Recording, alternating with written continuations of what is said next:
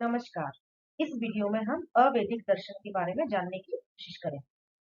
हम द्वैतवाद की बात करें तो द्वैतवाद के प्रतिपादक जो है वो माधवाचार्य हैं और संस्कृत शब्द द्वैत का अर्थ है डुअलिटी।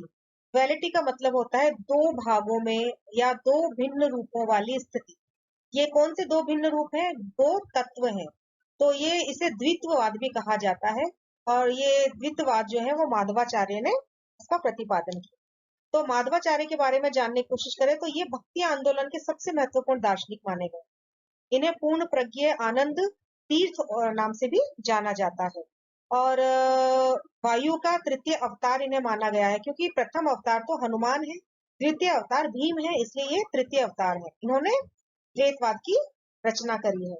और जो इन्होंने वेदांत के तार्किक पुष्टि के लिए जो स्वतंत्र ग्रंथ लिखा, जहाँ पे ये द्वैतवाद का जिक्र है, वो है इनका ग्रंथ है प्रस्थान त्रयी। और प्रस्थान त्रयी में ही द्वैतवाद का इन्होंने सिद्धांत का विकसित किया है। तो इनका जन्म जो है वो दक्षिणी भारत के कन्नड़ जिले के उडुपी शिवल्ली नामक स्थान पर हुआ है। और के अनुसार विष्णु ही परमात्मा है। और जो यज्ञों में पशु बलि बंद करने का सामाजिक सुधार का काम जो हुआ, उसकी देन भी इन्हीं को जाती है, माधवाचार्य को ही जाती है। तो अब हम बात करें द्वैतवाद की। तो द्वैतवाद का अर्थ है सीधा सीधा आत्मा और परमात्मा। अर्थात दो अलग अलग तत्व हैं, आत्मा अलग है, परमात्मा अलग है, लेकिन कहीं कहीं पर जीव जगत और ब्रह्म का भी जिक्र किया गया है, तो यही ये त्रैतवाद में आ जाता है। तो आगे चल के इन्होंने जो अपने पंचभेद सिद्धांत दिए, वो 5 सिद्धांत ये है कि भगवान और व्यक्तिगत आत्मा अलग है, परमात्मा और पदार्थ अलग है, और जीवात्मा एवं पदार्थ अलग है, और एक आत्मा दूसरी आत्मा से भी अलग है, एक भौतिक वस्तु दूसरी वस्तु से अलग है। तो इस तरीके से इसको अगर हम और अच्छे से जाने, तो इस वर्गीकरण के अनुसार जीवात्मा का एक अलग अस्तित्व हो जाता है। इस प्रकार से एक आत्मा दूसरी आत्मा से भी भिन्न हो जाती है। इसका अर्थ हुआ कि आत्माएं अनेक हैं, और जीवात्मा परमात्मा तथा प्रकृति से भिन्न होने से परमात्मा के निर्देश पर ही आश्रित है। तो वो अपने पिछले जन्मों के आधार पर जो भी है, परमात्मा उन्हें प्रेरित करते रहते हैं। और पिछले कर्मों के आधार पर जीवात्मा हमेशा कष्ट झेलते हैं, लेकिन पवित्र होने की स्थिति में वे मुक्त होकर परमात्मा से भी मिल जाते हैं। लेकिन यहाँ पर एक उदाहरण दूं कि आत्मा भले ही परमात्मा से मिल जाए, लेकिन वो परमात्मा कभी नहीं होती है, क्योंकि दोनों का पृथक अस्तित्व द्वैतवाद के अनुसार माना गया है। क्योंकि जैसे मछली समुद्र में रहती है, तो भले ही मछली कितनी भी बड़ी हो जाए, वो समुद्र नहीं बन सकती। तो इसीलिए वे परमात्मा की सेवा में ही जाके उपस्थित हो जाती है, स्वयं परमात्मा कभी नहीं होती है। इस तरीके से द्वैत तत्ववाद जो है वो आत्मा और परमात्मा की बात करता है, जिसमें जो जीव और जगत है वो तो परिवर्तनशील है, नश्वर है, और ब्रह्म यानी परमात्मा जो है वो अपरिवर्तनशील है। यही द्वैतवाद है। अब हम अद्वैतवाद की बात करते हैं। अद्वैत का अर्थ है, संस्कृत शब्द है, इसका अर्थ होता है एकत्ववाद या दो का न होना, अर्थात डुअलिटी। डुअलिटी को कहा गया दो तत्व, और इसका अपोजिट हो जाएगा नॉन डुअलिटी। तो नॉन डुअलिटी मीन्स अद्वैतवाद। इसके प्रतिपादक थे स्वामी शंकराचार्य। तो स्वामी शंकराचार्य कौन थे? ऐतिहासिक रूप से अगर हम जानने की कोशिश करें तो मांडुक उपनिषद की एक टीका थी, मांडुक्य कारिका। मांडुक उपनिषद की एक टीका मांडुक्य कारिका, और इससे लिखा था गौड़पादाचार्य ने। और गौड़पादाचार्य के शिष्य थे गोविंदाचार्य। गोविंदाचार्य के शिष्य हुए आदि शंकराचार्य। तो आदि शंकराचार्य ने ही अद्वैतवाद का प्रतिपादन किया है। आदि शंकराचार्य का जो जन्म है वो केरल के कारणी ग्राम में हुआ था। और अद्वैत वेदांत को ठोस आधार इन्होंने दिया, और सनातन धर्म का की जो भी विविध विचारधाराएं थी, उनका एकीकरण भी इन्होंने ही किया। 4 मठों की स्थापना करी, और इन्हें शिव का अवतार माना गया। तो इस तरीके से इनके बारे में भी कहा जाता है कि मात्र 8 वर्ष की आयु में चारों वेदों में पारंगत हो गए थे, और 12 वर्ष की आयु में सभी शास्त्रों में निष्णांत हो गए थे, और 16 वर्ष की आयु में तो शंकर भाष्य इन्होंने लिखा, और 32 वर्ष की आयु में मात्र इन्होंने शरीर त्याग दिया। तो शंकर जो थे वो समन्वयवादी थे। और इनके बारे में कहा जाता है कि इन्होंने निर्गुण और सगुण दोनों का समर्थन किया था आगे चल के। हालांकि इन्होंने जो अपना अद्वैतवाद है, इसका जो सिद्धांत का प्रतिपादन किया, वो शारीरिक मीमांसा भाष्य में किया था। तो इस तरीके से ये अद्वैतवाद जो है वो निर्गुण ब्रह्म की जो है वो रचना करता है, निर्गुण ब्रह्म इन्होंने स्वीकारा है। और जब जीव अविद्या से रहित होकर अहम ब्रह्मास्मि अर्थात मैं ब्रह्मा हूँ इस अवस्था तक पहुंच जाता है तो वो स्वयं ब्रह्म बन जाता है। तो अद्वैतवाद का जो सबसे प्रमुख सिद्धांत है उसके बारे में इन्होंने सार दिया है कि ब्रह्म और जीव मूलतः एक ही तत्व है, अर्थात ब्रह्मा और जीव अर्थात परमात्मा और आत्मा एक ही तत्व है, दोनों परस्पर इंटीग्रेटेड हैं, उनमें आपस में कोई अंतर नहीं है। और अगर कोई अंतर भी है तो वो किसकी वजह से है? अज्ञान की वजह से नजर आता है। तो जीव मुक्ति के लिए ज्ञान आवश्यक हो जाता है और जीव की मुक्ति ब्रह्म में लीन हो जाने में है। तो जैसे ही वह ज्ञान प्राप्ति करता है तो उसकी मुक्ति हो जाती है और वो पुनः ब्रह्म में लीन हो जाता है। इस तरीके से जो एक तत्व है वो क्या है? ब्रह्म, मात्र ब्रह्म। तो इस जो ये अज्ञान है, ये अज्ञान को माया कहा गया है। माया का स्वरूप इन्होंने एक नई टर्म दी है और ये माया जो है इसे अविद्या भी कहा जाता है। तो अद्वैत मत के अनुसार माया के संबंध से ही ब्रह्मा जीव कहलाता है। और क्योंकि ब्रह्मा ने माया का सहारा लेकर ही इस पूरी सृष्टि की रचना करी और इस तरीके से परमात्मा से बहुत सारी जो आत्मा है वो अलग प्रतीत होती है। तो इस अविद्या के कारण ही जीव अपने आप को ब्रह्मा से भिन्न समझने लगता है। और मिथ्या जगत की बात करें तो अद्वैतवाद के वादियों के अनुसार जगत भी मिथ्या है, क्योंकि जिस प्रकार स्वप्न झूठे होते हैं और अंधेरे में रस्सी को देखकर सांप का भ्रम होता है, उसी प्रकार ये जो भ्रांति है, अविद्या है, अज्ञान के कारण ही जीव जो है वो इस संसार को सत्य मान बैठा है, जबकि ऐसा कुछ भी नहीं है। ना तो कहीं सृष्टि रची गई है, ना कहीं प्रलय आया है, ना कहीं उत्पन्न हुआ है, ना कोई मरा है।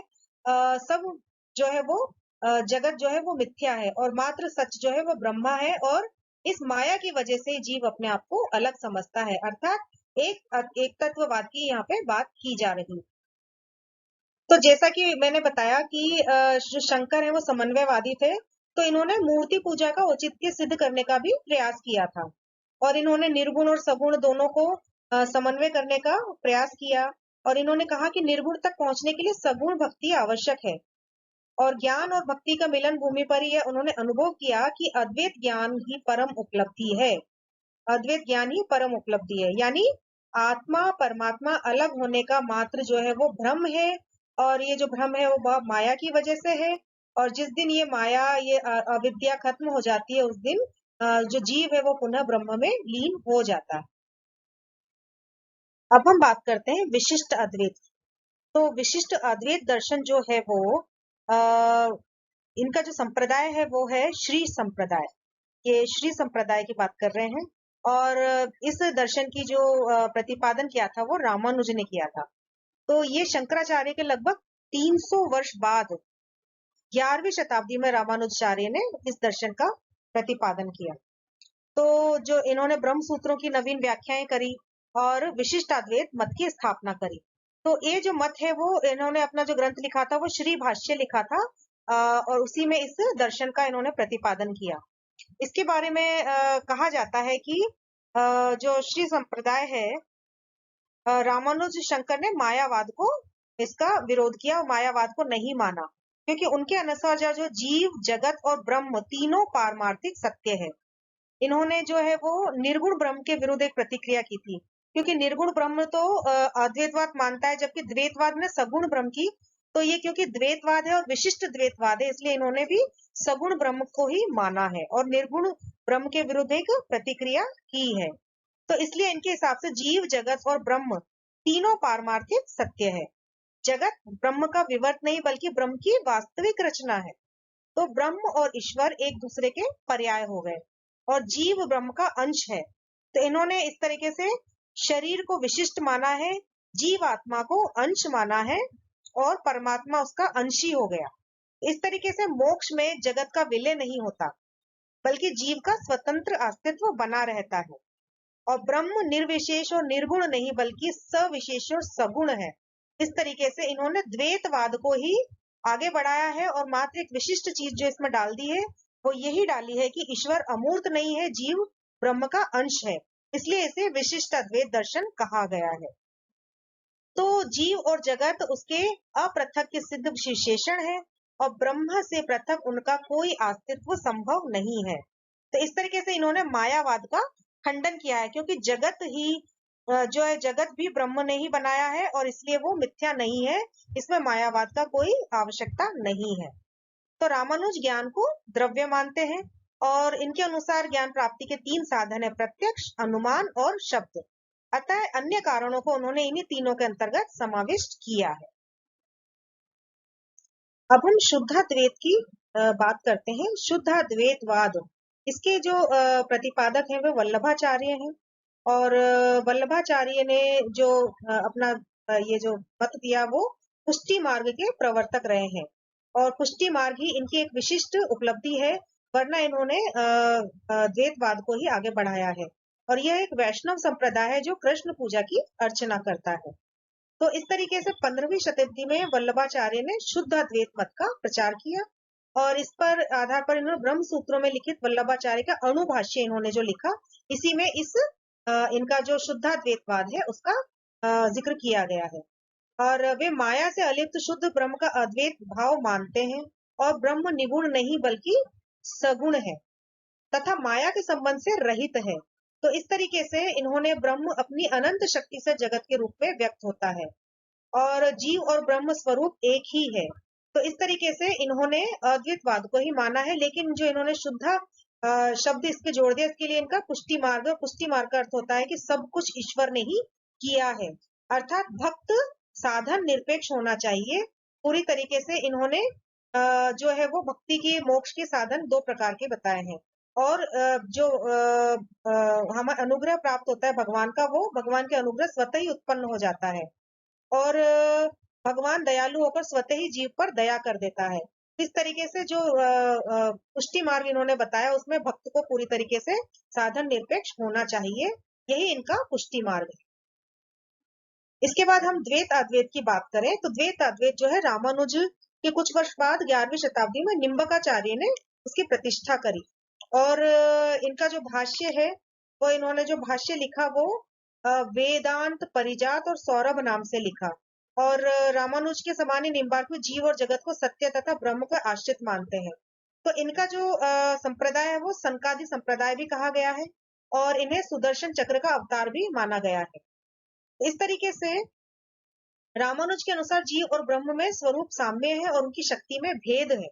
निम्बार्क के मत में उनके स्वरूपगत भेद है। निम्बार्क के अनुसार अद्वैत का आधार जीव की ब्रह्मता पर ही निर्भर करता है, तो इसलिए निम्बार्क का ब्रह्म जो है सगुण ईश्वर है और कृष्ण के रूप में ही भक्ति, ये मोक्ष जो है वो परम मार्ग है और यह भक्ति भगवान के अनुग्रह पर ही प्राप्त होती है। इस तरीके से भक्ति से ही भगवान का साक्षात्कार होता है और द्वैताद्वैत के अनुसार यही मोक्ष है। अचिंत्य भेदा भेद, तो इसके 16वीं शताब्दी में चैतन्य महाप्रभु ने इसका प्रवर्तन किया। तो चैतन्य महाप्रभु के अनुसार भेदा भेदवाद के नाम से इसे जाना जाता है।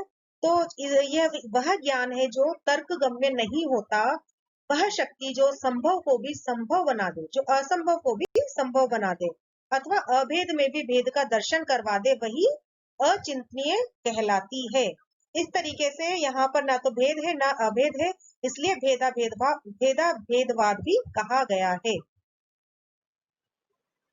अब हम शैव और शाक्त संप्रदाय की बात करें तो वैदिक और अवैदिक दर्शनों के अतिरिक्त भारत में एक ऐसी दर्शन परंपरा है जो तीसरी धारा यानी शैव और शाक्त संप्रदायों की मानी गई है। इसमें प्रत्यक्ष उपासना के रूप में शिव की बहुत मान्यता है, क्योंकि प्राचीन भारत में हमेशा से शिव के ऐतिहासिक प्रमाण मिलते रहे हैं और गांव-गांव में शिव के मंदिर पाए गए हैं और शिव के नाम के व्रत भी किए जाते हैं। महादेवी पार्वती और शिव का जो दाम्पत्य है वो भारतीय परिवारों में एक आदर्श के रूप में भी पूजा की जाती है, आदर्श परिवार के रूप में। इस तरीके से ऋग्वेद और यजुर्वेद के जो रुद्र है वो भी उनका शिव का ही वर्णन है, रुद्र के रूप। तो इस तरीके से प्राय शिव को अवैदिक लोक देवता भी माना गया है। और लिंगायत की बात करें तो दक्षिण जो भारत के दक्षिण देशों में है वीर शैव मत है, वो लोग अनुयायी जो थे वो शिवलिंग को धारण करते थे, तो इसलिए इन्हें लिंगायत भी कहा गया है। और शक्ति की बात करें तो शक्ति पूजा का स्रोत है और प्राचीन भारत में मातृ तंत्र में है, क्योंकि प्राचीन भारत के मातृ तंत्र में शक्ति की पूजा की जाती है। और भारतीय परिवारों में देवी की बहुत महिमा है, क्योंकि स्त्रियों के नामों के आगे देवी शब्द भी लगाया गया है और अक्सर आज भी लगाया जाता है। तो शक्ति के अनेक रूप माने गए हैं, जैसे लक्ष्मी, सरस्वती, पार्वती, काली आदि।